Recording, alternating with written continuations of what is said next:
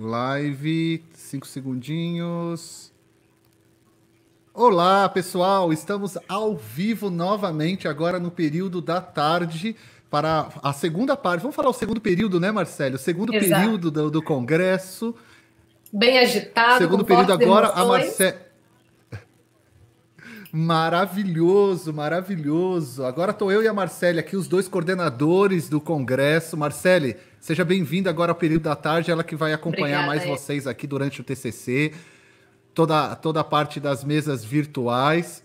Marcele, a gente tem alguns recadinhos enquanto o pessoal está entrando, né? Porque demora um pouquinho o pessoal até entrar, até os programas, né? No caso o YouTube, tá avisando vocês. Marcele, quais são os recadinhos? Vamos falar do certificado, ele de participação, ele vai estar para o pessoal que está inscrito, é isso? Sim, todo mundo que fez a inscrição até ontem às 22 horas vai receber o link para baixar o seu certificado ainda hoje. Quem ainda não fez a inscrição, daqui a pouquinho no site a gente vai subir um link para vocês fazerem uma nova inscrição, do mesmo modelo, colocando o nome e o e-mail para que a gente, mais tardar, no mesmo horário do pessoal da noite, se todo mundo finalizar às 18 horas e a gente falar não tem mais ninguém para fazer inscrição, não tem, aí a gente dispara todos os certificados hoje. E na sequência o Eric vai disparar pela mala direta do Naradeva as palestras, os links dos PowerPoints, todas as outras informações. Exatamente. A gente vai. Até hoje à noite a gente vai deixar as lives para vocês poderem assistir. Legal. Muita gente vai chegar à noite, vai querer assistir. E aí eu já estou programando aqui com toda a equipe. Nós vamos pegar essas lives, vamos editá-las, porque no período da manhã, para quem não estava, no período da manhã a gente teve alguns probleminhas com a internet, com plataforma, caiu, voltou. Então a gente vai editar para ficar bem bonitinho para vocês e a gente vai mandar para as mesmas pessoas que se inscreveram. É importante vocês se inscreverem, porque aí vocês vão receber esses recados depois, mesmo para as pessoas que não precisam do certificado, aí vocês vão receber ali o e-mail explicando aonde vocês vão poder assistir as gravações, e aí a gente vai fazer, né, Marcele, um PDF com contato com as redes sociais de todos os palestrantes, tanto internacionais quanto os brasileiros, para vocês poderem perguntar para eles as suas dúvidas, seguirem eles nas redes sociais, verem os trabalhos maravilhosos que esses profissionais aqui do Brasil que a gente está trazendo já estão fazendo, sabe? Aí, os artigos científicos, vocês perguntam para eles se eles vão poder disponibilizar ou não. Aí cada um vai ter o seu artigozinho e tudo mais. A gente está batendo esse papo com vocês porque a gente está esperando o pessoal entrar. O pessoal está entrando devagarinho aqui, sabe? Algum recadinho mais, Marcelo, que eu lembre? Algum da INB para os alunos de naturologia? Não, já está tudo ok. Os alunos já receberam o novo link, é o mesmo acesso de todo mundo. Os certificados também valem como hora de atividade complementar. Se tiver outros alunos de outras instituições, esse certificado ele é de evento que entra na configuração de evento livre pelo MEC, então vocês podem utilizar para computar como hora de atividade complementar na graduação de vocês. E se tiverem dúvidas também, a gente está disponível não só pelo e-mail do atendimento@naradeva.com.br, mas nas redes sociais também. As palestras da manhã foram excelentes, né, Eric? Nossa, que conteúdos riquíssimos. Passamos um pouquinho do tempo, mas foi muito bacana.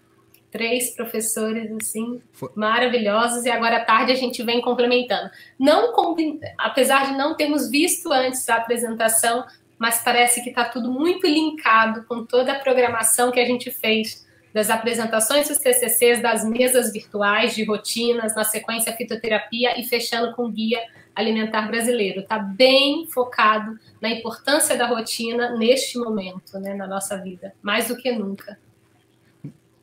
Não, e o curioso, para quem não assistiu a parte da manhã, além de serem profissionais maravilhosos, um representando o Vai Diagrama, outro o EVP, outro o SDJ Ayurveda Laya, todos eles falaram da importância da gente comer local, estudar erva local, fazer as coisas locais, entender a questão social do local, etc.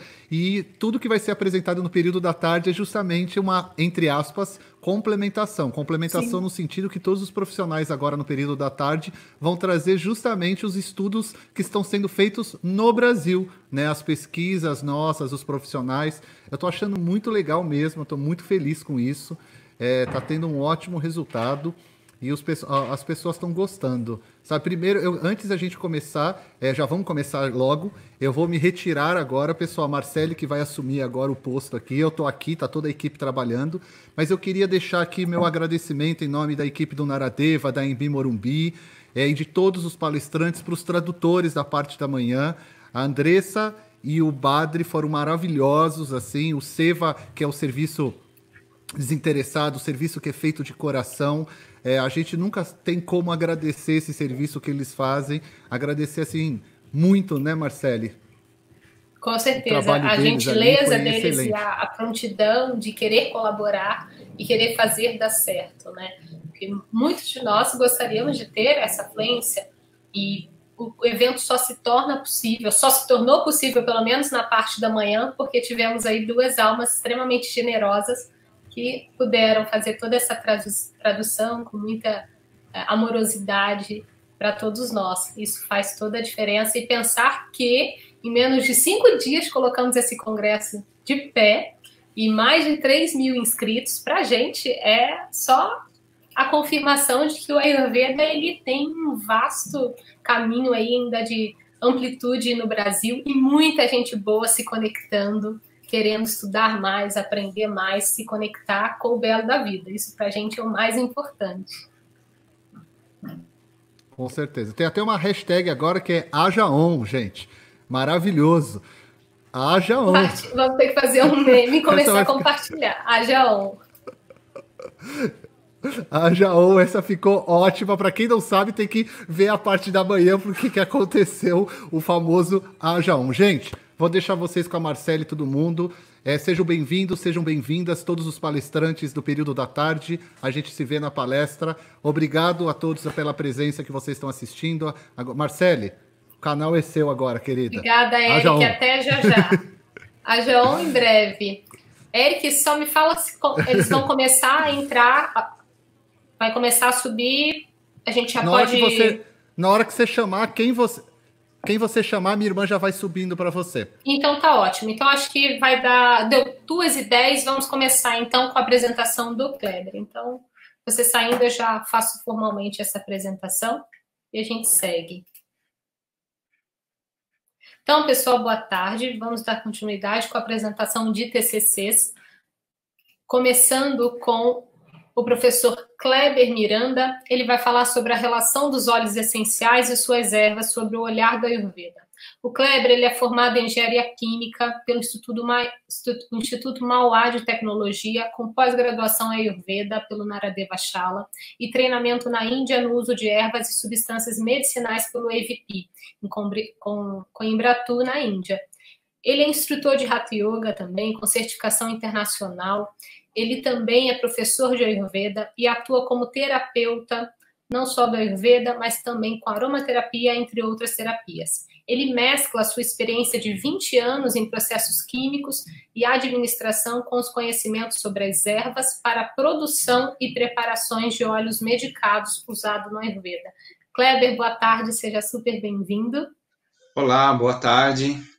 Marcele, muito obrigado aí pelo convite, seu e do Eric para estar aqui. E obrigado também a todos que estão nos acompanhando. Para você começar a compartilhar sua tela, você já abriu a apresentação e é só clicar. Sim, já está tudo pronto aqui. Então, é só fazer o share. Começar. Pode começar, é com você. Vou fechar aqui.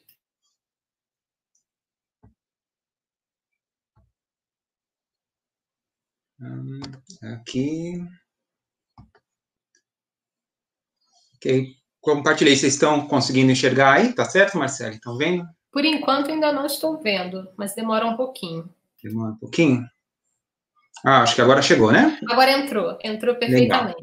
Então tá bom. A apresentação que a gente vai fazer hoje é sobre o meu TCC, e ele fala da relação dos óleos essenciais e as ervas, né, que deram origem a esses óleos essenciais, sobre um olhar do Ayurveda. E eu chamo um olhar porque a minha ideia, quando fiz isso, não foi fechar num único raciocínio, mas sim dizer que há outras possibilidades de raciocínio. Essa foi uma que eu escolhi para desenvolver todo o tema. E aqui a gente faz uma análise comparativa, né, entre as características, os gunas, né, e os virya e outras características das ervas e os seus respectivos óleos essenciais. Tá? Bom, a minha apresentação a Marcele já fez, então vou pular esse aqui. O que a gente vai falar aqui foi a escolha do tema, o porquê que eu escolhi falar sobre essa relação das ervas e os óleos essenciais, como que eu fiz o desenvolvimento desse trabalho, nesse processo, né? Então, ele se resume aqui no artigo, mas foi um trabalho de mais de 1 ano de pesquisa dedicado a isso, fora os outros anos de pesquisa de óleos essenciais, né, que eu tenho, né? E depois a gente vai falar a conclusão, quais foram os resultados que eu cheguei e que conclusões eu tirei nesse trabalho. Né? Então, primeiro, a escolha do tema, eu acho que aqui cabe um agradecimento e até uma reverência aos meus professores, né? A começar pela Tatiana, que foi a minha primeira professora que me introduziu ao Ayurveda, depois ao Eric e todos os outros professores que passaram pelo Naradeva, né?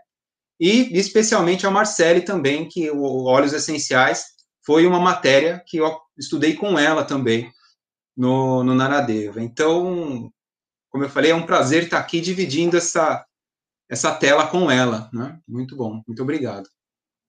Tá?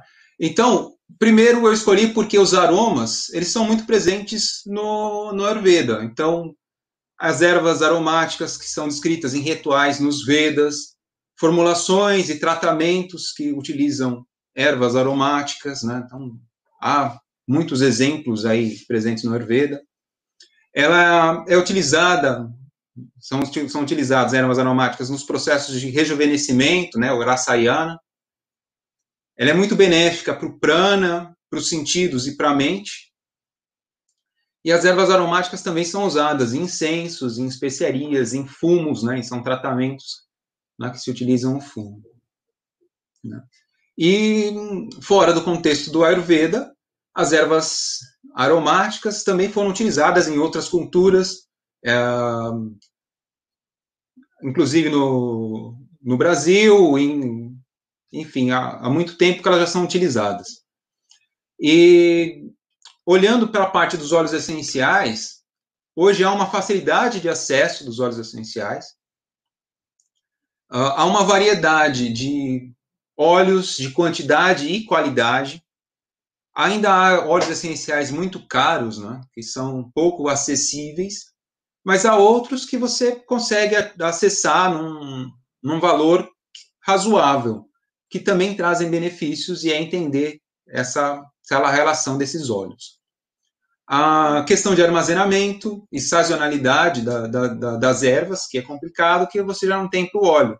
Né? O óleo você consegue armazenar, ele dura muito tempo sem se decompor, sem perder suas qualidades. E também as tecnologias de produção, né, e escala de produção desses óleos que estão crescendo, dando acesso a isso. Então, no nosso dia a dia, na forma com que a vida se organizou, é muito mais fácil você trabalhar com um óleo essencial do que com uma erva in natura. Então, esses foram aí 2 pontos que me levaram a escolher isso, né, esse tema. Um outro ponto também é entender a relação desses óleos essenciais na substituição das medicinas tradicionais descritas no Ayurveda. Então, como eu posso pegar uma erva que está descrita para um determinado tratamento, substituir ela pelo óleo e saber se ela vai ter o mesmo efeito. Né? Então, entender como que é esse comportamento dos óleos essenciais nesse contexto do Ayurveda, como que o Ayurveda olha para isso nos dias atuais, e comparar essas qualidades, esses dravya gunas da erva com os óleos essenciais. Então, aí está a escolha do tema. Os Millers, que foram 2 autores, né, um casal que eu usei bastante como referência para essa pesquisa, né, eles falam justamente isso, né, de que tradicionalmente a erva fresca é utilizada, né, de preferência, depois a erva seca, os óleos medicados, né, e que a terceira escolha seriam os óleos essenciais, porque eles não têm os minerais, não têm a água, né, não têm os óleos graxos que estão presentes nas plantas. Então, mas, por outro lado, eles são muito mais concentrados e preservam muito mais do que as ervas. Né? Então, isso que eu acabei de explicar, isso já está descrito, previsto por eles também. Né? A questão da sutileza dos óleos aromáticos, né, que trazem em si uma grande quantidade de prana, né, e que ela atua muito na questão dos sentidos, atua como catalisador para promover energia vital, né, e a gente sabe que muitas doenças estão relacionadas ao bloqueio de prana no corpo, né, ou ao fluxo irregular de prana no corpo. Então, se a gente tem uma substância que tem uma ligação, né, um acesso tão fácil com o prana, é uma opção boa para a gente trabalhar dessa forma mais sutil. Como que eu desenvolvi essa pesquisa? Primeiro foi a revisão, né, da bibliografia das ervas, então entender os mecanismos do Dravyaguna Vignana, então saber quais são as características que estão lá presentes das ervas e fazer pesquisas relacionadas com a literatura atual do que a gente tem hoje disponível sobre os óleos essenciais. Traçar uma relação entre essas propriedades, entender quais são as diferenças que ocorrem, quais são essas semelhanças e dessemelhanças que se apresentam e identificar os critérios para que a gente possa escolher um óleo ou outro. E o objetivo é criar um mecanismo de análise dos Dravyagunas que compare as ervas e os seus óleos essenciais, mantendo essas características tradicionais de análise. Então, fazer uma relação direta dos óleos essenciais e suas ervas, comparando essas qualidades, determinando esses critérios de validação. Então, isso foi o desenvolvimento. Há também uma parte que foi mais prática de manipular as ervas, de manipular os óleos essenciais, né, que eu fiz durante essa pesquisa, mas como ela não tinha uma quantidade estatística suficiente para que eu pudesse utilizar ela no corpo, né, do trabalho, ela ficou só como base para o meu entendimento, mas ela não entrou no estudo.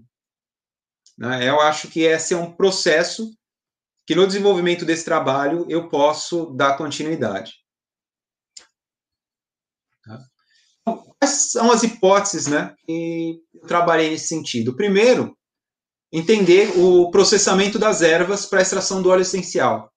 Entender quais são as alterações que podem ocorrer, quais os seus impactos dessas alterações na aplicação terapêutica.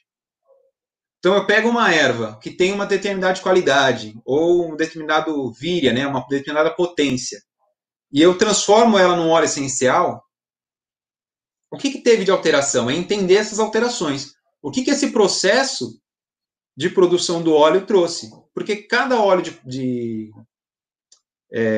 essencial extraído das plantas, ele tem um processo de extração diferente. E esse processo pode retirar ou adicionar características ao Dravya, né, à substância. Então, é entender como que isso funciona.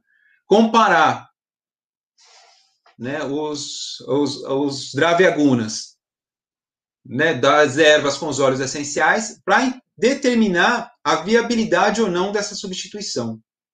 E entender como tais mudanças interferem na condição do uso, na indicação, no efeito disso sobre os doshas e no karma, né, desse Dravya em relação à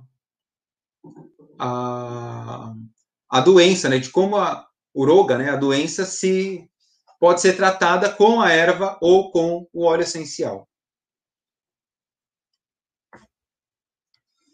Características que foram avaliadas, então, dentro do Ashadavya Guna Vignana, foram o próprio Dravya, então, no caso, uma erva e o seu óleo, o Rasa, que são os sabores, então a gente olhou os 6 sabores, né? Então, o doce, o salgado, azedo, amargo, picante ou pungente e o adstringente.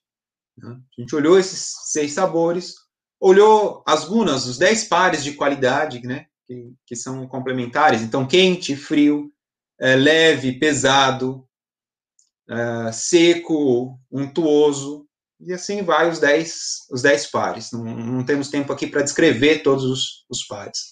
Olhamos também para os vírias, que é a potência, que ela pode ser quente ou fria. Olhamos os sabores após o processo digestivo, então, como esses sabores se manifestam após o processo digestivo. Olhamos o Prabhava, que é uma característica especial daquela erva. Então, se existia essa característica especial, se ela mudou ou não, se ela existia e agora não tem mais, ou passou a ter uma característica especial. O Karma, que é a ação, né, dessa erva para fins terapêuticos, né, e o Karma Dosha, que é a ação dessa erva sobre os doshas, se ela tem uma tendência a aumentar ou diminuir esse dosha. Na minha pesquisa, eu me concentrei em dois casos, da cânfora e do gengibre. E aí os resultados foram que, para a cânfora, né, a literatura traz que ela tem o sabor madura, que é o doce, né, catu e tikta. Ela tem as gunas, né, do Akasha, Vayu, Agni, Jala e Prithvi, né, então tem ali presente os 5 elementos. Ela equilibra Kapha, Pitta e Vata, né, ela é leve, é penetrante e é fria, né, e ela tem um virya frio. Quando a gente olha para o óleo essencial da cânfora, né, ele fica Katu e Amla. Então, ele muda um pouco os sabores. Ele perde alguns elementos. Então, ele perdeu ali o elemento, a Akasha e Vayu. Ele passa a aumentar Pitta e Vata, né, enquanto no outro ele equilibrava. O Guna dele muda para Ushna, então ele passa de frio para quente, e o Virya também. Ele tem uma potência fria e passa para uma potência quente. O gengibre, a mesma coisa, também fizemos as comparações. O gengibre teve menos alterações, então a gente passou os sabores, né, de madura, deixou de ser madura, ficou só catu, diminuiu também alguns elementos, manteve ali o equilíbrio de Kapha e Vata, né? Os gunas também se mantiveram ali na questão do seco e do quente, e o Virya também se manteve quente. Então, com isso, a gente consegue perceber que em alguns casos se altera, em outros não. E como fazer essa análise? Então, por exemplo, no caso da cânfora, eu não posso substituir a cânfora pelo óleo essencial de cânfora direto em todos os casos, porque nenhum ela tem uma potência quente, fria, na erva, e ela passa para uma potência quente. E a potência vai interferir diretamente na construção ou no consumo de material, de tecido. Então, ela vai interferir diretamente de como a erva vai agir no corpo, né? Ou a substância vai agir no corpo. No caso do gengibre, as mudanças foram menores. Então, ele poderia, em alguns casos, ser substituído, se respeitando as condições de critérios para ingestão de óleo, se é recomendado ou se não é, critérios de aplicação da pele, de concentração, ou seja, não é uma substituição tão direta, mas é possível fazer essa substituição. Poderia falar mais sobre os resultados das conclusões, mas o nosso tempo é curto para discorrer sobre tudo isso. A gente fez uma live com o Eric, onde a gente teve um tempo maior para falar sobre isso, está no YouTube lá do Naradeva, é possível depois pesquisar lá e encontrar essa live. Mas quais foram as conclusões que eu cheguei, né? Que é possível, sim, obter uma linha de raciocínio baseada nos conceitos do Ayurveda, que nos permite fazer essa substituição da erva e saber em que momento ela é recomendável ou não é. Que essa mudança no Dravya Guna acontece, né, e que essas alterações elas influenciam significativamente na aplicação dentro do Ayurveda, e esses efeitos dessas mudanças. Então, do rasa e do vipaka, né, do sabor e do sabor pós-digestivo, ele tem um efeito no dosha direto entre aumentá-lo ou diminuí-lo, e isso pode mudar. Os gunas que interferem, né, apresentam a forma como essas mudanças vão ocorrer, como as ações vão ocorrer. A potência do vilha, se ele vai consumir ou construir tecido. O karma dosha, então como ele vai afetar isso no equilíbrio dos doshas. Então a gente viu, né, numa das ervas que ela equilibra e no óleo essencial ela pode desequilibrar, aumentar o pita, por exemplo. Então não seria tão recomendado num caso de desequilíbrio de pita. Seria preferível usar a erva mesmo. O karma do Dravya, ou seja, quais são as ações diretas desse karma nos efeitos das ações, e também observar o Prabhava, se ele perde ou não essas ações específicas do Dravya. Eu sei que está bem condensado, bem resumido, né? Mas, enfim, era dentro do tempo que a gente tinha, foi o que deu para trazer. Aqui eu trago algumas referências, então, que vocês podem depois pesquisar. Então, os livros que foram utilizados para essa pesquisa, né? Tiveram outros, mas aí estão os principais. E, no fim, aqui o meu contato. Então, tem o meu e-mail, Instagram, o telefone aí do WhatsApp também. Caso vocês queiram saber mais informações de como foi a pesquisa, os resultados, informações sobre outras ervas que eu tenha trabalhado ou não, que não foram apresentadas aqui, vocês podem me perguntar, fiquem à vontade, estou à disposição. Tá bom? Então, agradeço aí imensamente a atenção de vocês nesse tempo. Muito obrigado, e aí chamo a Marcele de volta. Kleber, super obrigada pela sua apresentação, avisando o pessoal que a gente vai enviar os PowerPoints, também os links das palestras, inclusive da palestra que você já havia feito mais detalhadamente sobre o TCC. Muito obrigada, querido. Obrigado. Agora a gente dá continuidade com o professor Arnaldo Boico. Professor Arnaldo.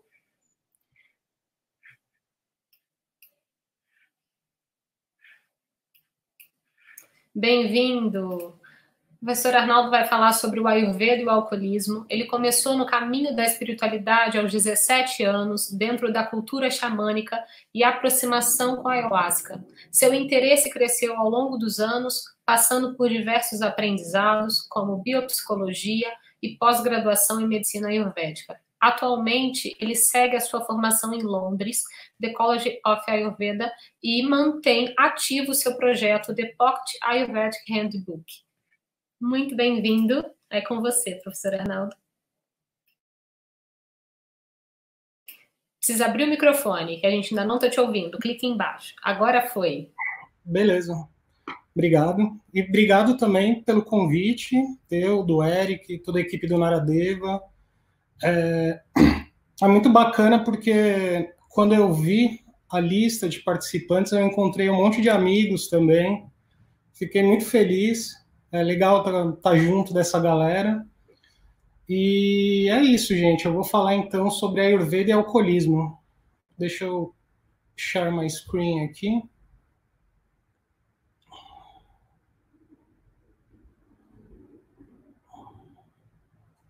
Foi?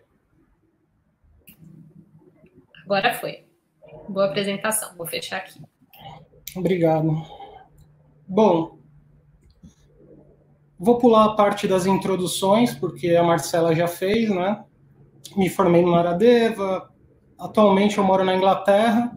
Eu estou cursando o The College of Ayurveda, é um college de 4 anos aqui, bem completo, bem legal. Também fui na Casa de Bar e vários outros cursos, enfim. Por que eu escolhi esse tema sobre Ayurveda e alcoolismo? A primeira coisa é para a gente sair dessa bolha instagramável do Ayurveda, sair um pouco dessa coisa namastê, gratidão, e a gente começar a devolver um pouco para a sociedade o que é da sociedade, né? Acho que o Paritosh falou muito sobre isso, né, nas palestras da manhã. Então, eu percebi que poucos terapeutas atendem drogadictos. Também percebi que na época dos Vedas não tinha tanto essa questão da droga sintética como tem hoje, e a bibliografia sobre esse assunto, ela é quase inexistente, é um pouco difícil assim de encontrar, né? Você encontra muito artigo científico, mas não encontra muito livro, né, sobre toxicologia e tal. Então, e tem referências, né, sobre intoxicação e alcoolismo, mas tá tudo muito esparso, assim. Você encontra no Ashtanga Hridaya, aí você vai para o Charaka, aí você cruza informações. Então, resumindo, gente, se organizar direitinho, todo mundo pode contribuir com as terapias de redução de danos, né? E se a gente parar para pensar, você vê que tem clínicas, por exemplo, que usam a ibogaína, tem clínicas que usam a própria Oasca para o tratamento de drogadictos e alcoólicos. Então, tá no meio, né? Eu acho que o Ayurveda está nesse ecossistema, ele se encaixa muito bem. Então, o objetivo primário do meu trabalho foi usar uma única obra, que foi o Ashtanga Hridaya, e pegar todos os seus pontos relacionados ao alcoolismo e explicitar essas relações. Ashtanga Hridaya, então, foi feito um mapeamento de todas as referências de alcoolismo, um estudo e um agrupamento das bebidas alcoólicas que o autor cita, o estudo e agrupamento dos ingredientes também, e também um estudo sobre os estágios e tratamentos, né? E no meio disso tudo, de todo esse compilado, eu também coloquei alguns insertos, assim, do Dr. Vasant Lad, né? Um pouco de Ayurveda moderno, para a gente entender um pouco o que a gente pode esperar, né? Do Ashtanga Hridaya e as relações que ele fez. Então, primeira coisa, são o tipo de bebidas alcoólicas que a gente encontra, né? Bebidas alcoólicas, ele nomeia como madhyas. A gente tem referências lá sobre cerveja de arroz, sobre Terminalia bellerica, que é essa planta que eu coloquei a imagem, é uma planta asiática, sobre cervejas da cevada, vinhos, tem uma gama gigantesca, vinho de uva, de tâmara, açúcar, de cana-de-açúcar, mel, tubérculos. E um detalhe assim que eu percebi nessa pesquisa é que quando ele fala vinho de cana-de-açúcar, eu imagino que seja uma coisa próxima à nossa cachaça. E quando ele fala mel, vinho de mel, eu imagino que seja algo próximo ao hidromel, que no passado foi bastante consumido também, né, Idade Média e tal. E ele também cita licores, né, de cereais. E eu percebi nessa pesquisa que licores de cereais pode ser muito próximo ao álcool de cereais, que a gente encontra hoje em dia vendendo em qualquer farmácia, né? Então essas são as bebidas que ele cita. E no meio disso ele também dá alguns inputs, e eu tabelei esses inputs para a gente poder visualizar. Então, os efeitos terapêuticos, ação na digestão e nos doshas, né? Se você vê a cevada, por exemplo, ação na digestão e nos doshas, difícil digestão e aumento de todos os doshas. Quem toma uma cervejinha aí sabe, né, que quando a gente vai tomando, senta no bar para tomar uma cerveja, aumenta todos os doshas, né?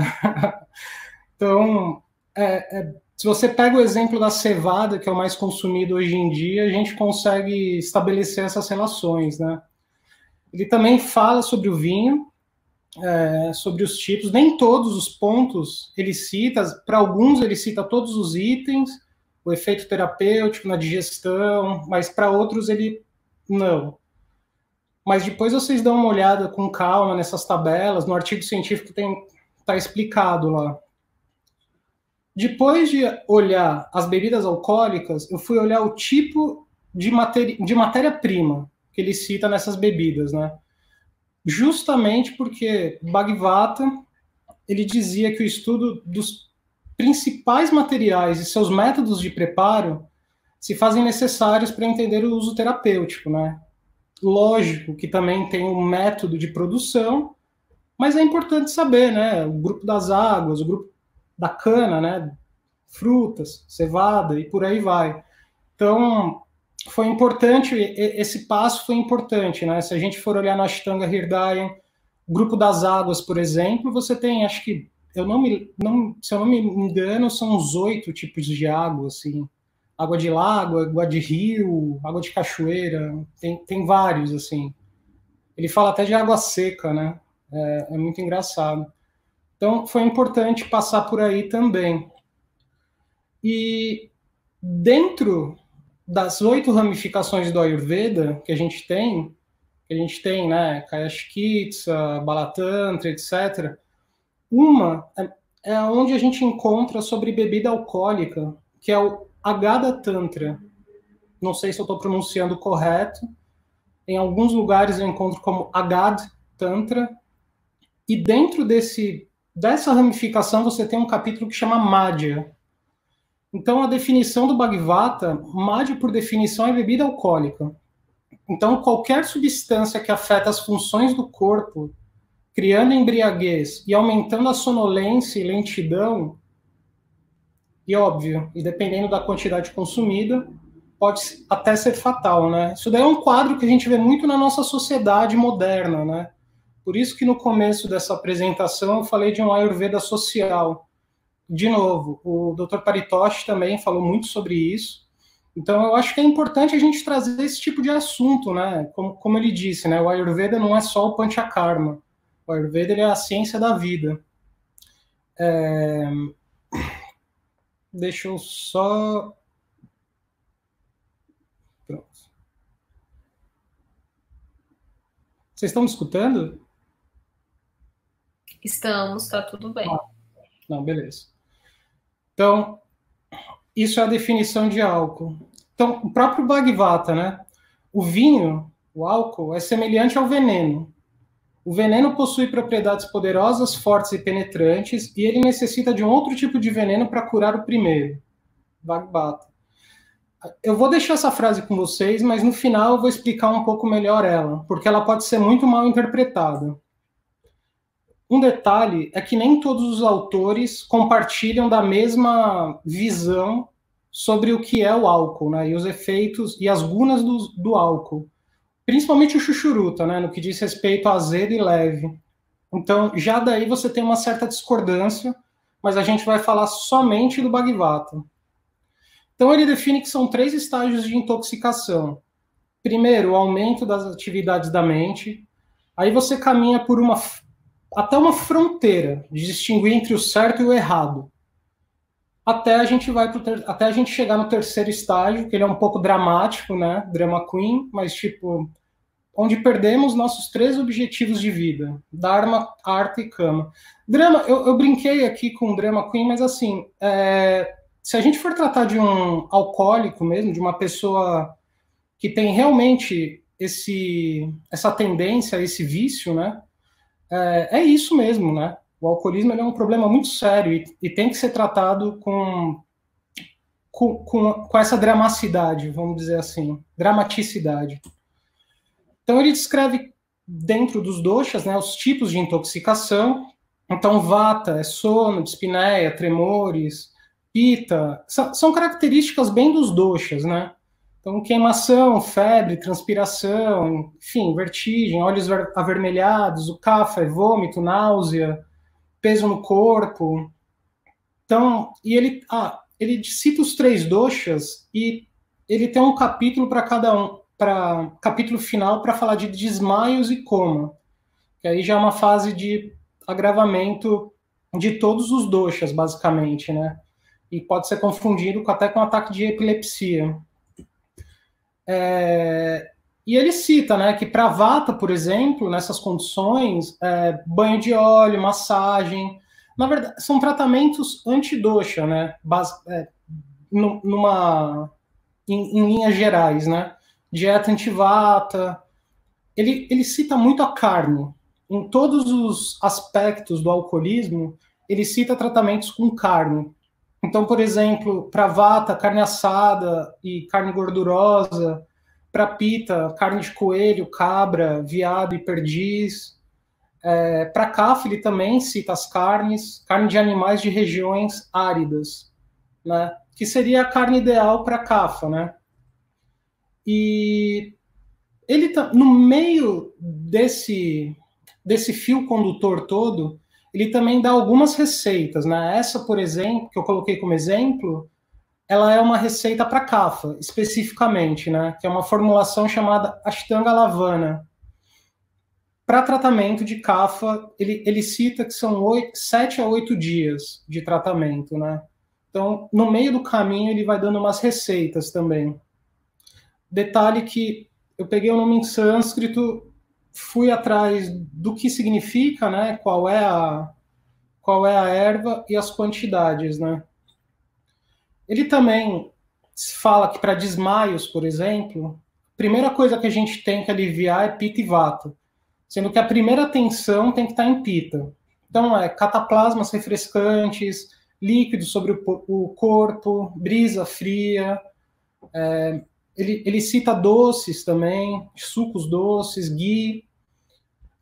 E para coma, quando a pessoa está em coma, quando ela apagou e você não consegue mais acordar, são medicações nasais. Então, é aspirar ou assoprar drogas pelas narinas, né? Vocês já devem ter visto quando a pessoa desmaia que eles colocam alguma coisa no nariz para a pessoa acordar. Não sei se é uma cânfora ou algo do tipo. É meio nessa linha. Ele também fala de colírio nos olhos, untar a boca da pessoa com coisas azedas e picantes para acordar. Untar o corpo com feijão preto. Basicamente, eu imagino que seja uma pinga de feijão. E após o paciente acordar, atividades leves para a mente, exercícios físicos. Então, ele passa por esse lado dos tratamentos também, né? Então, resumidamente, o que esse trabalho conclui? Que o estudo das substâncias é fundamental para entender a ação no corpo, ou seja, olhar o tipo de água, o tipo de produção, se é fermentado, se é destilado. Todo esse estudo é importante para entender, porque aí a gente já entra para falar de vipaka, enfim, de guna, etc. A gente conclui também que o conhecimento de madhya, quando bem administrado, ele pode ser usado como medicina. E fica muito claro que alcoolismo é tratado como doença e a alimentação é parte integral desse tratamento pelo olhar do Ayurveda, especialmente do Ashtanga Hridaya, né? Eu passei aqui por todos os pontos-chave de uma maneira muito resumida, tá, gente? E eu queria deixar esse apêndice, lembra que eu falei da frase do Bhagavata? Só deixar esse apêndice aqui para a gente ter em mente que quando ele fala que o veneno também é a cura, isso não quer dizer que dentro de um tratamento de alcoolismo você vai dar cerveja para alguém, ou vinho, ou algo do tipo, tá? Ele está querendo dizer que dentro do capítulo de Agada Tantra e Madhya, porque é toxicologia, você pode encarar isso como um veneno, mas na verdade você pode usar esse suposto veneno em tratamentos também, né? Então é só isso que ele diz, assim, que o álcool pode ser usado como tratamento, não que você tenha que tratar uma pessoa com problema crônico com álcool, né? É isso, gente. Esses são meus contatos. Quem puder seguir o Pocket Ayurvedic Handbook, eu fico tentando traduzir não, né? Eu fico tentando trazer uns artigos científicos, assim, da gringa, né?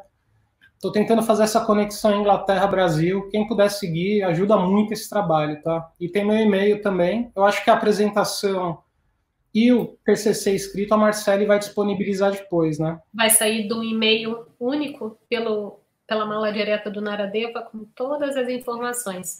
Arnaldo, super obrigada pela apresentação. E agora a gente segue com a professora Milena Nalim. Milena, seja bem-vinda.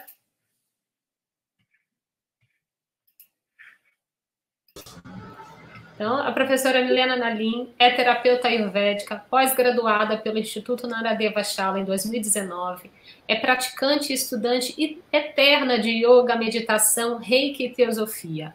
O campo de atuação da professora é direcionado ao corpo, mente e espírito das mulheres, à alimentação consciente, às ervas nacionais e às formas de tomar o Ayurveda mais acessível dentro do contexto brasileiro. Ela vai falar sobre as perspectivas sobre o parto, Charaka Samhita e o livro da parteira tradicional. Seja bem-vinda. Oi, Marcele, obrigada. Boa tarde a todas e todos. Obrigada pelo convite, Eric, pessoal do Naradeva, Marcele. Estou bem feliz de apresentar aqui o TCC. Eu posso já puxar a apresentação? Pode compartilhar com você.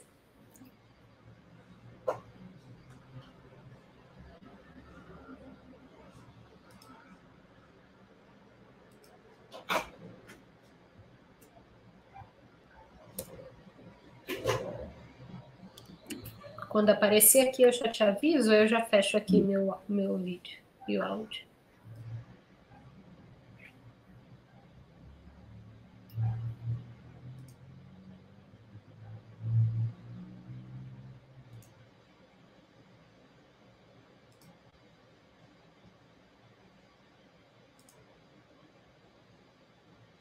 Tá aparecendo? Entrou agora. Boa apresentação, vou fechar aqui. Beleza, obrigada. Então, pessoal, vou apresentar meu trabalho de TCC, que foi sobre perspectivas sobre o parto, né? Eu peguei o Charaka Samhita, as partes que ele fala sobre a gravidez, e eu fiz uma comparação com o livro da parteira tradicional. Aqui a apresentação. E alguns objetivos, né? Eu vou citar aqui alguns objetivos que eu tive com esse TCC. Então, eu sempre me interessei muito sobre o tema de saúde da mulher. Então, onde eu estava lendo Charaka, eu encontrei na parte do Sharirasthana toda a jornada da gravidez, que começa bem antes da concepção, né, passa pelas preparações dos corpos e mentes das pessoas que vão gerar, pela concepção, por todos os meses da gravidez, pelo parto em si, que é o meu tema, né, pelo puerpério e pelos cuidados do pós-parto também. O que mais me fascinou foi o momento do parto em si, porque sempre foi um tópico desconfortável para mim. Então, eu fui em busca de entender qual que era a mística envolvida no parto, que me gerava esse desconforto, né, esse sentimento. Então, conforme eu fui estudando, eu fiquei muito intrigada também com o papel das mulheres biológicas representadas no Charaka, que inclui não só a parturiente, mas também as mulheres auxiliares ao parto, né, as parteiras, e que no Charaka não são necessariamente parteiras, né, eles não utilizam essa nomeação. Mas essa parte do Charaka é bem curiosa, né? Então, porque todas as instruções do parto, elas são ditadas pelos Brahmanes e pelos Vaidyas, né? E esse é um dos poucos momentos onde a mulher tem um poder de ação e que é diferente de todo o resto da obra. Então, é um contexto patriarcal que foi escrito, Charaka, e nessa parte tem um papel da mulher muito forte, né? E a partir da percepção do papel dessas mulheres, veio o interesse pelas parteiras, e eu fiquei pensando como conectar esse saber milenar da Índia com o material atual e brasileiro. E aí foi que eu descobri o livro da parteira tradicional, que é um material distribuído gratuitamente pelo SUS para as parteiras realizarem o parto domiciliar. Ele foi criado depois da entrada das parteiras no SUS, e ele funciona como um guia para que a parteira cuide da gestante em todas as etapas da gestação. Bom, primeiro eu fiz uma exposição do conteúdo dos dois livros, e o Charaka eu abordei usando como corpus teórico o artigo da Martha N. Shelby, que numa tradução livre seria narrativa sobre concepção, gestação e parto nos textos sânscritos ayurvédicos. Depois eu fiz uma comparação entre alguns pontos importantes dos dois livros, abordando as diferenças e as semelhanças, né? Começando pelo Charaka, uma característica muito importante no texto do Sharirastana sobre a gravidez é que as mulheres são claramente usadas como fonte de aconselhamento. Levando em consideração que foi um livro escrito por homens, tem descrição de sensações, como, por exemplo, o começo de um afrouxamento fetal, que são extremamente precisas e que um homem jamais poderia ter escrito, né? Isso é uma das coisas que se destaca do resto da obra, né? E a Shelby, ela fala sobre uma poética da cor usada no texto, onde a mulher e o feminino são associados com a cor vermelha, e o homem e o masculino com a cor branca, baseados nos fluidos de cada um, na menstruação e no sêmen. O branco vem representando a pureza, o celibato, a frieza, a virilidade, e o vermelho representando o calor, a energia, a sexualidade e a abertura. Isso faz com que a mulher seja mais permeável, e eles acreditam que é o que torna a mulher mais vulnerável às influências externas. Então, ela acaba trocando muito mais com o ambiente. Então, os cheiros, as cores, os sons, as visões, os alimentos, os remédios que ela toma, vão deixar impressões no corpo dela. E essas impressões vão ser incorporadas no embrião que ela vai gestar ou já está gestando, né? Por isso, muitas dessas prescrições visam um branqueamento da mulher, ou seja, envolver a mulher de coisas brancas para que essas características de frieza, para trazer essas características de frieza e pureza através de alimentos brancos, da cor branca, dos alimentos de potência fria, como ghee, leite, arroz, porque a natureza quente e vermelha da mulher pode gerar algum tipo de problema na hora do parto, né? As condutas são controladas pelos homens, pelos brahmanes e vaidyas, mas são as mulheres que vão administrar. E aí entra a parte que eu achei mais interessante de toda essa pesquisa, a formação do que a Shelby chama de a zona vermelha. A recomendação para o momento do parto é que seja formada uma barreira de mulheres em volta da gestante. Essa barreira impenetrável, onde os homens não vão ter acesso.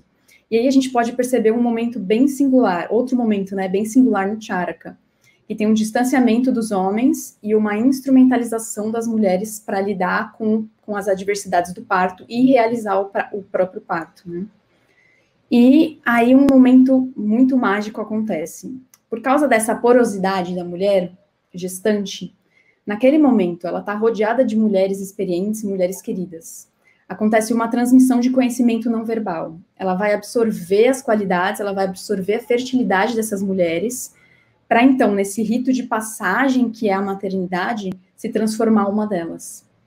Nesse ponto, também fica muito claro que parte do texto foi engendrada por mulheres, né, que elas foram consultadas para essa parte do texto, porque tem trechos que um homem não poderia descrever, porque ele simplesmente não estava presente ali, né. E aí eu vou dar uma passadinha rápida aqui no livro da parteira, só citando alguns temas que ele trata, né.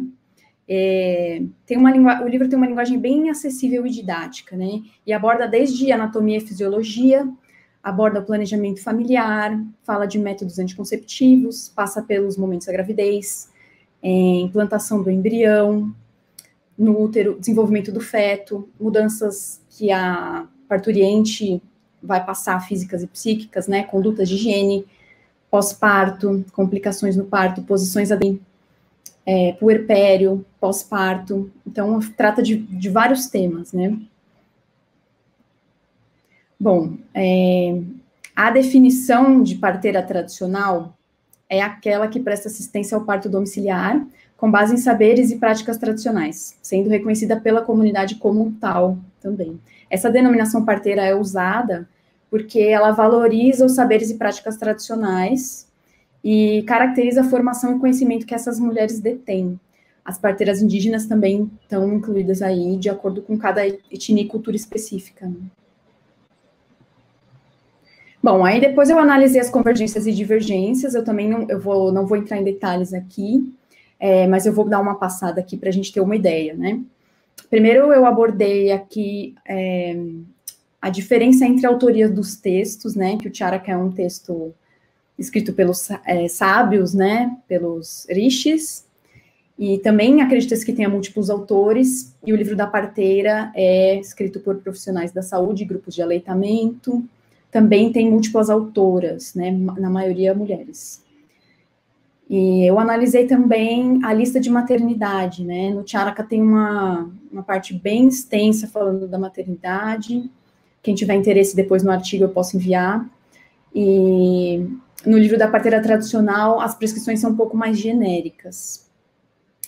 E eu abordei também as presenças no parto, né, que no Charaka é bem curioso, que tem além da roda de mulheres, tem que ter um touro presente, e no livro da parteira são pessoas queridas, e sem presença de animais. Então, e nas complicações, tem várias complicações, curiosamente tem complicações diferentes, bem diferentes nos textos, mas tem algumas em comum, e uma das que tem bastante coisas em comum é a hemorragia, eu até citei aqui, o uso do peso e do frio, da potência fria e do frio mesmo, gelo, para tratar a hemorragia. E a questão do pós-nascimento, né? O Charaka foca muito na parte religiosa de proteção do bebê, então tem vários rituais, mantra, cores, alimentos específicos que são usados. E o livro da parteira foca mais no contato da pele com a mãe, na importância desse momento. E aqui algumas considerações antes de chegar na conclusão, é que, apesar dessas diferenças temporais, geográficas e culturais entre os dois livros, e religiosas também, os dois textos, eles se encontram na forma cautelosa de tratar a gestante e o bebê. É bem notável a quantidade de procedimento para a preservação do feto no Charaka, e no livro da parteira também tem muitas menções. Para qualquer problema, buscar o serviço de saúde. Então, tem várias partes, em vários capítulos que falam isso, né?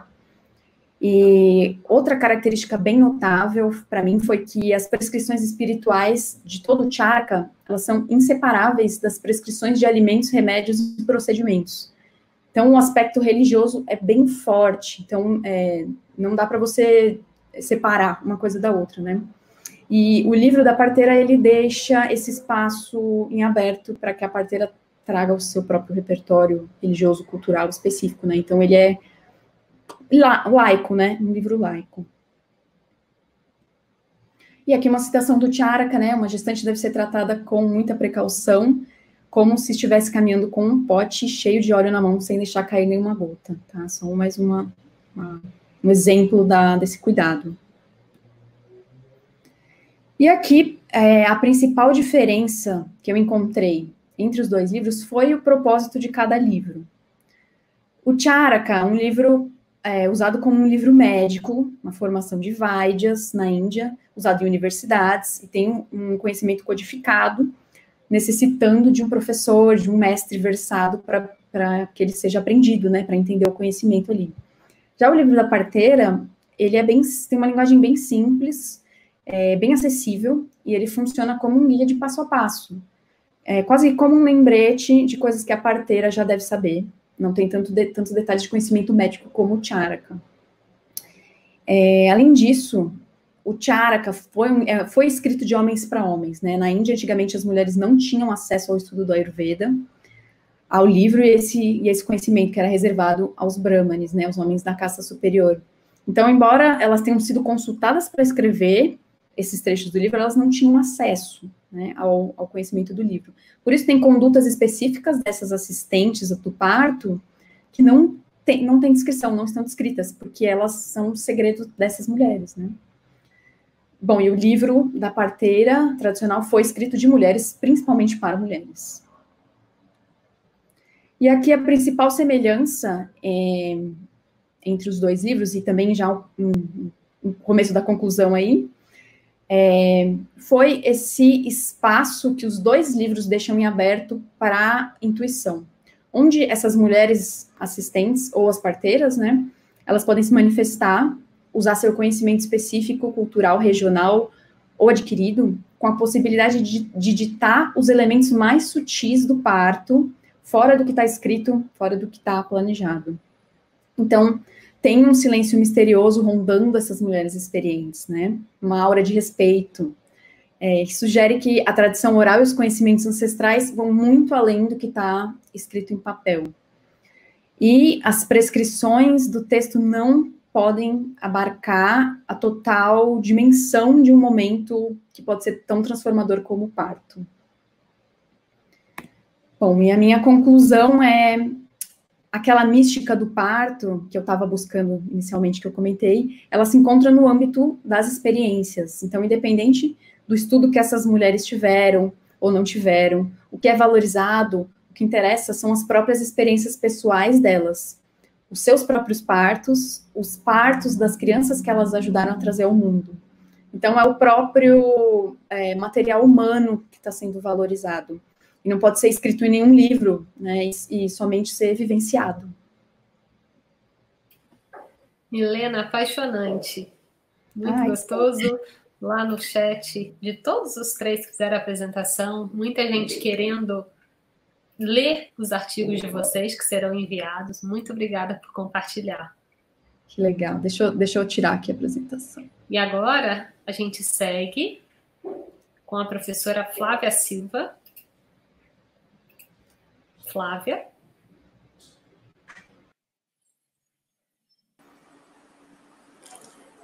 Olá, Flávia. A professora Flávia Silva vai falar para a gente sobre o diagnóstico pela língua no Ayurveda. Ela é graduada em Educação Física desde 1994, é professora de yoga há 20 anos em várias modalidades de Hatha Yoga, é terapeuta ayurvédica pelo Instituto Naradeva Shala desde 2016, tem formação em quirologia e, no momento, estuda Hasta Samudrika? Hasta Samudrika, é a quirologia védica. Quirologia védica. Super bem-vinda. Eu vou já dar início ao compartilhamento e aí, na sequência, a professora segue. Só um instante. Primeiro, então, quando você coloca o meu trabalho, queria agradecer a oportunidade. Estou muito honrada por todos aí do Naradeva, Marcelo, Eric, por sempre acreditar aí no meu trabalho. E, né, a gente já fez no YouTube o trabalho todo, com detalhes. Aqui eu vou colocar apenas, né, pequenos detalhamentos de como eu apresentei, né, o meu trabalho foi desenvolvido tão rapidamente como os meus colegas apresentaram. O meu tema foi o diagnóstico pela língua no Ayurveda. O diagnóstico pela língua em sânscrito é Jiva Pariksha, em que Jiva é língua e Pariksha é diagnóstico. Jiva Pariksha é um dos diagnósticos utilizados pelo Ayurveda, o que o Charaka Samhita, enfim, fala que é um dos exames óculos, ou seja, são 8 exames diretos que a gente se utiliza, né, nós terapeutas ou médicos ayurvédicos se utilizam como fonte de diagnóstico.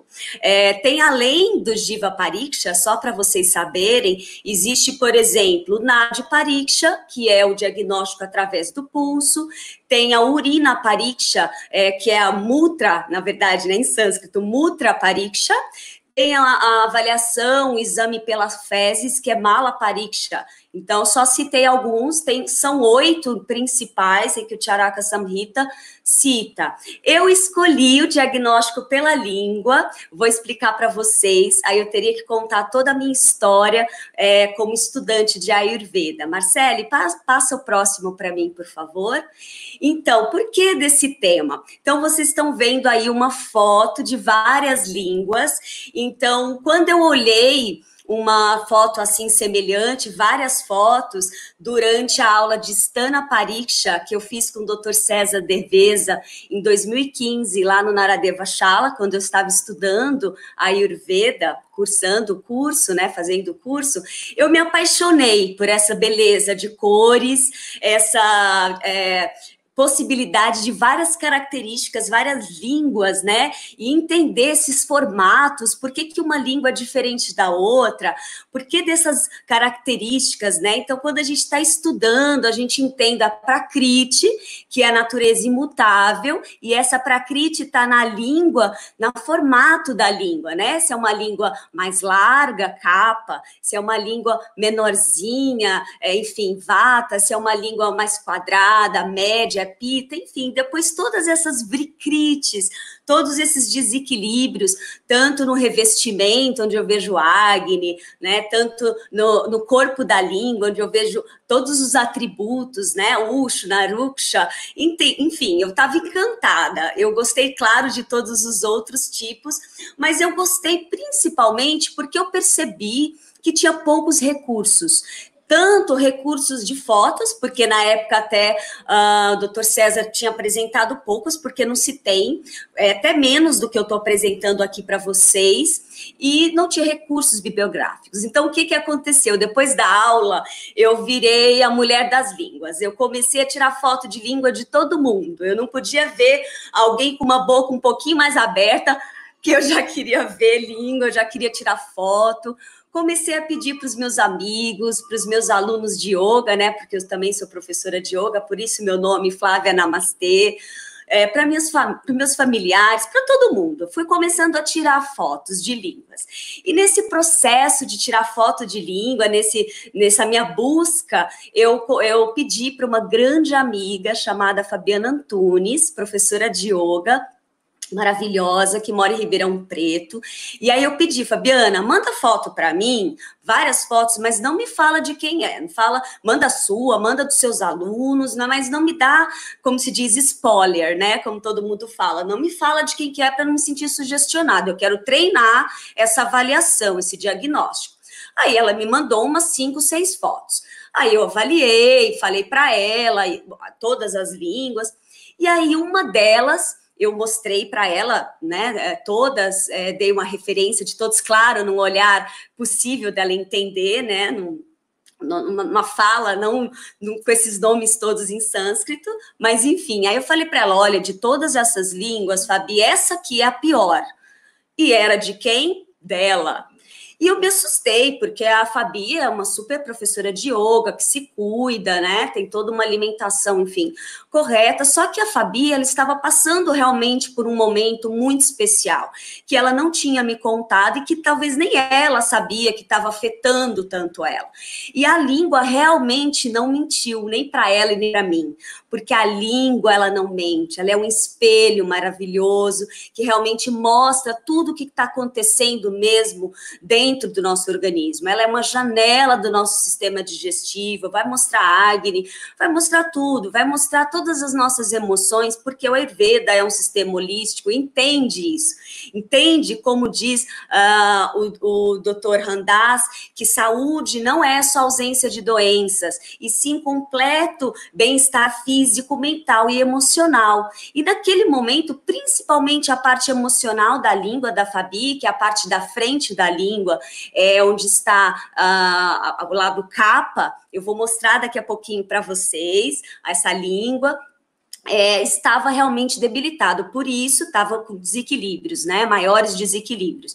Por isso que eu fiquei assim encantada, e depois disso, o que eu fiz? Eu comecei a acompanhar a língua, a ajudar a Fabiana nesse processo. Então, tudo que eu estava aprendendo na formação, eu comecei a usar com a Fabiana. Então, a gente fui aprendendo a usar o Ayurveda, acho que foi a minha primeira paciente, então eu fui ajudando a Fabiana, e a gente foi tirando fotos, fui orientando ela no que eu estava aprendendo, eu estava no penúltimo ano. Aí, em 2016, pode passar o próximo, Marcele. Em 2016, quando foi para a gente definir o TCC, eu não sabia que o que eu estava fazendo já poderia ser o meu TCC. Mas o meu professor Eric falou, Flávia, você não está acompanhando uma língua? Você não tem toda a orientação? Você não escreveu tudo? Não tem fotos? Eu falei, tem. Então, você pode usar isso como estudo de caso. Eu falei, pode ser o meu caso, enfim, brincadeira, né? Que eu era um caso com a Fabiana, eu até brinquei com ela depois, mas virou um estudo de caso. Isso é um recurso, né, de TCC. Então, meu TCC foi definido como um estudo de caso, em que eu fiz uma tabela, acompanhei todo o desenvolvimento dessa língua. Aqui eu estou apresentando para vocês apenas 6 línguas, só para vocês saberem. Foi um dos recursos. Claro, não tem só a tabela no meu trabalho, tem também todos os conceitos, eu mostro no meu trabalho de TCC, que inclusive está no YouTube do Naradeva, lá eu mostrei todo o meu trabalho, aqui eu não vou, né, porque não temos tempo, mas eu mostro também conceitos que norteiam o tema, né, tudo, eu defini que a língua, todos os conceitos ligados do Ayurveda, como a gente olha cada língua, né? Qual que eu defini o que cada língua tinha, né? O que cada língua da Fabiana tinha. O Agni, a questão dos doshas, do que era Prakriti, Prakruti, o que era Vrikriti na língua.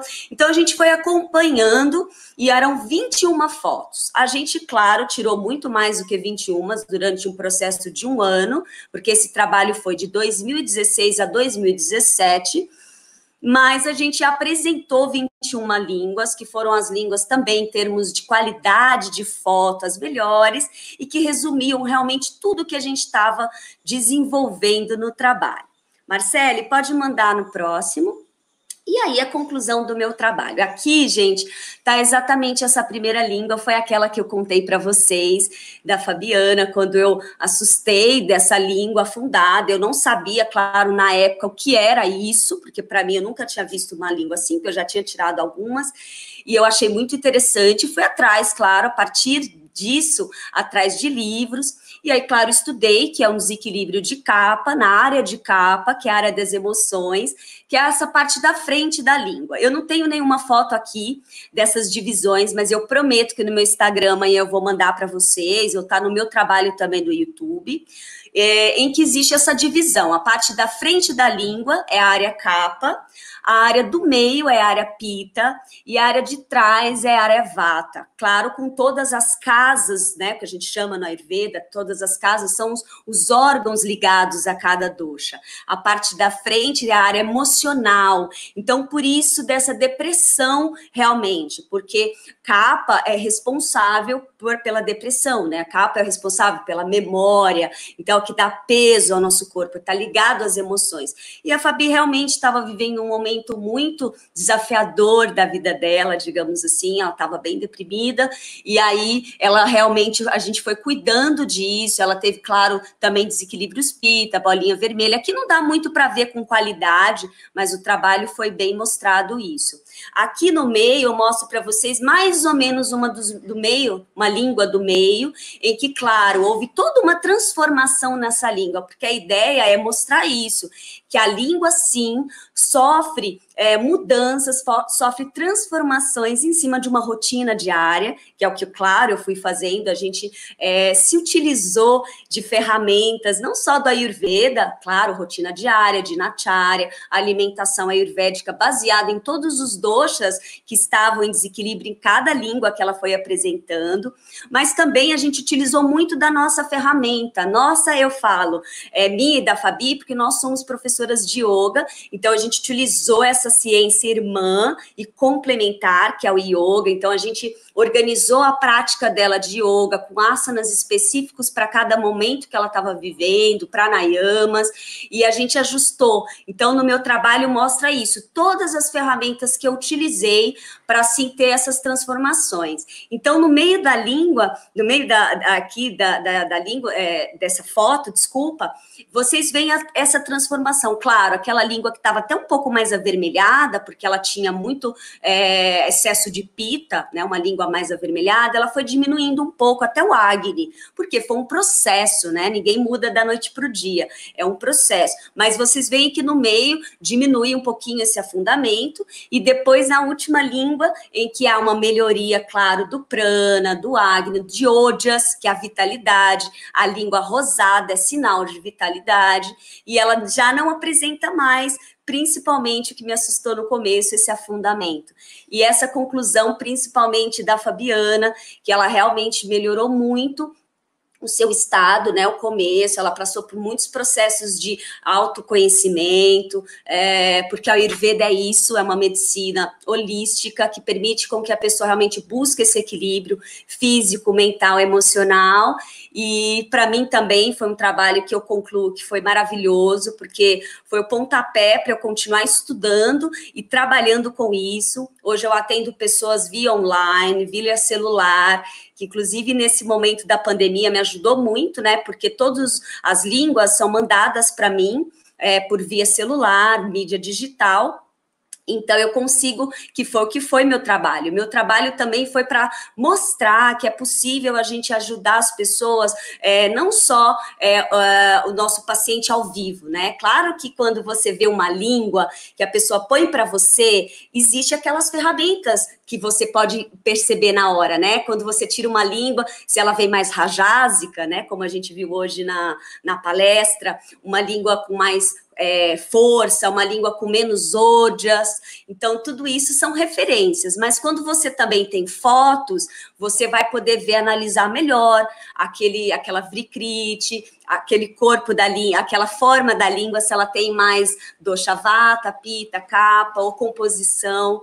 Então, é isso. Se vocês quiserem saber mais do meu trabalho, entra no meu Instagram, Namastê Flávia, entra no YouTube do Naradeva Shala e lá tá mais sobre informações. Tem muita gente me pedindo o meu trabalho, eu estou num processo de tentar, talvez, vou fazer um livro, né, já que não temos muito recursos, mas eu vou fazer de alguma forma esse trabalho ser mais organizado para poder passar para todos, né, Marcele? Porque eu acho que a gente precisa dessa informação. Diagnóstico de língua é uma coisa realmente que não tem. Eu consegui, de livros, apenas um americano e poucos brasileiros, assim, poucos que tinham a tradução. Então, é isso. Eu acho que Obrigada, Flávia, já que eu sou a última, agradecer, e a todos os meus colegas também, agradecer o Naradeva, que sempre nos incentiva nesse trabalho, e falar para todos vocês, estudantes de Ayurveda, que estudem, que vão atrás, né, Marcele, que nunca é motivo da gente não estudar. Eu, quando fiz esse TCC, eu tinha filhos pequenos, eu acordava no Brahma Mumurta, como se diz, para fazer o meu TCC, então a gente dá um jeito, mas vale muito a pena, porque a gente aprende muito, muito, porque a gente corre atrás para estudar, né? Obrigada, Flávia, pela sua apresentação. Aqui a gente teve a apresentação de 4 belíssimos trabalhos de conclusão de curso de pós-graduação. Na graduação em naturologia, nós também temos 3 semestres consecutivos de Ayurveda, em seguida um estágio dedicado ao Ayurveda.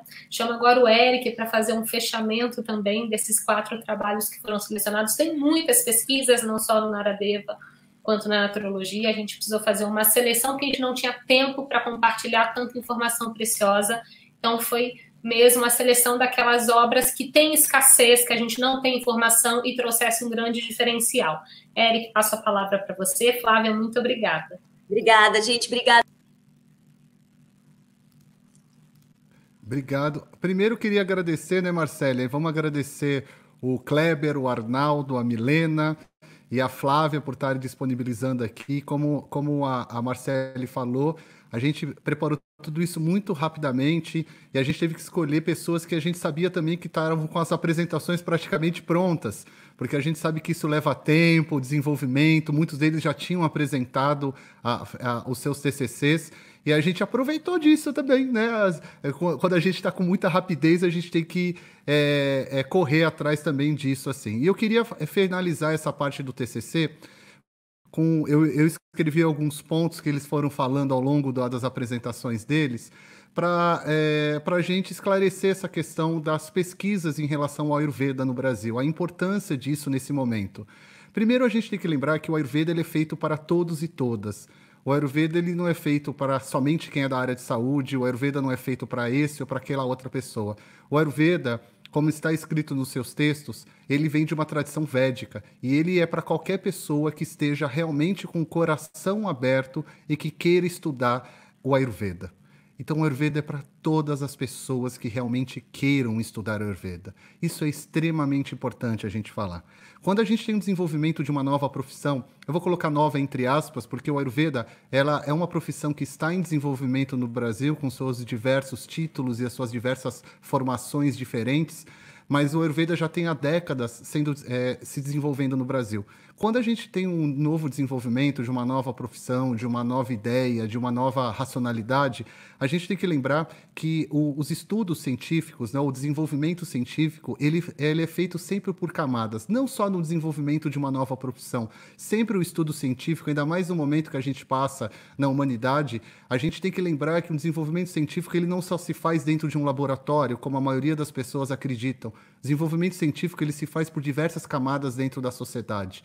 Então, é muito importante a gente lembrar que artigos científicos como esses que foram apresentados e milhares de outros que estão sendo realizados no Brasil, não só pelo Naradeva Shala, como dentro da Embi Morumbi, no curso de Naturologia e diversos outros cursos de pós-graduação, não só de Ayurveda, mas de outras ciências oriundas do Oriente também, a gente entende que esses artigos eles são a base do que vai, no futuro, daqui décadas, ele vai servir. Eles são artigos que vão facilitar os nossos estudos, trazendo clareza, trazendo mais objetividade em textos muito antigos, trazendo por uma atualidade os textos antigos, sabe? Abrindo portas para esses profissionais também continuarem desenvolvendo os seus trabalhos, caso vocês queiram ir para um mestrado, um doutorado, ou, quer dizer, caminhar na área acadêmica não é o querer de todos, mas muitas pessoas podem querer, ou como eu sempre digo, mesmo se você não quiser nada disso, lembre, um TCC, um artigo científico, ele é o teu cartão de visita. Quando você finaliza um curso, é a devolução que você está dando para a sociedade do seu trabalho, do seu empenho, para os seus professores, para a sua escola. Isso é muito importante a gente lembrar. A gente colocou os artigos científicos, normalmente, nos dias atuais, como, assim, não só uma coisa assim, um artigo ali, um artigo é muito importante, sabe? A gente finaliza um ciclo das nossas vidas. E, principalmente, os artigos científicos hoje, principalmente na área do Ayurveda, ele traz um dos pontos principais, que é o que a gente luta tanto dentro do Instituto Naradeva Shala, que é trazer o Ayurveda para uma linguagem do Brasil. Uma linguagem nossa, usando os artifícios que a gente tem aqui, sabe? Estudar o que a gente tem aqui, né? Quem sabe um dia, quem sabe não, porque para mim a gente já faz um Ayurveda brazuca, sabe? Um Ayurveda brasileiro. E quem sabe cada vez mais isso fique mais forte. A gente ouviu na parte da manhã, né, Marcele, os 3 professores falando exatamente isso, a importância que tem para a gente estudar tudo isso e trazer para o nosso Brasil, estudar as condições do Brasil, os alimentos do Brasil. E é isso que a gente não só escolheu esses TCCs por causa disso, mas também a gente escolheu essas mesas virtuais. Eu ia falar mesa redonda de novo, eu tô achando que eu tô ficando velho já. Eu passei dos 40, eu tô ficando já com terminologias que não se usam mais. Tá acontecendo isso da minha vida ultimamente, mas as mesas virtuais. Então, é um dos motivos que a gente escolheu essas 3 mesas virtuais que vão vir agora. A primeira sobre rotinas, a segunda sobre ervas, fitoterapia, e a terceira sobre